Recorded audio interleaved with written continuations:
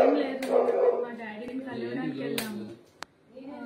ఆయన డోర్స్ అవన్నీ లాక్ చేసుకొని లోపల ఉన్నారు. ఆ లేడీ కూడా అక్కడే ఉంది. మేము ఆయనతో మాట్లాడడానికి వెళ్దాం మాట్లాడడానికనే కాదు, మా డాడీతో కలిసి ఉన్నామని మేము వెళ్ళాము.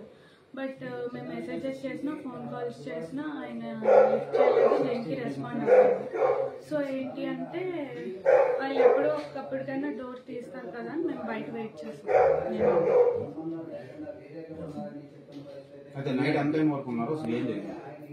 నైట్ యాక్చువల్లీ నేను ఆఫ్టర్నూన్ 3 నుంచి నైట్ 1:30, 2 వరకు ఉన్నాను. బట్ వాళ్ళు ఎవరు రెస్పాండ్ అవుతారేమో అని మేము వెయిట్ చేసాం. అట్లీస్ట్ మా డాడీ అయినా నా పిల్లలు బయట ఉన్నారు కదా, లోపల పిలుస్తారనేమో అయినా వెయిట్ చేసాం. బట్ ఏం రెస్పాన్స్ లేదు.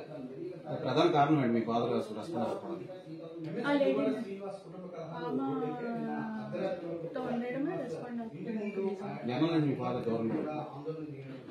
చాలా మంత్స్ అవుతుంది. లాస్ట్ ఇయర్ నుంచి దూరంగానే ఉంటాం.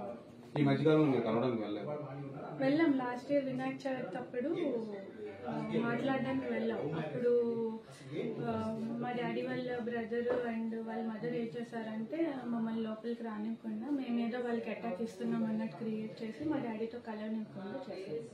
సో ఆ తర్వాత మళ్ళీ మేము ఫోన్లో మెసేజెస్లో కాంటాక్ట్లో ఉన్నాం కానీ ఆయన ఏం రెస్పాండ్ అవ్వలేదు. సో నేను వెళ్ళాం కలవడానికి.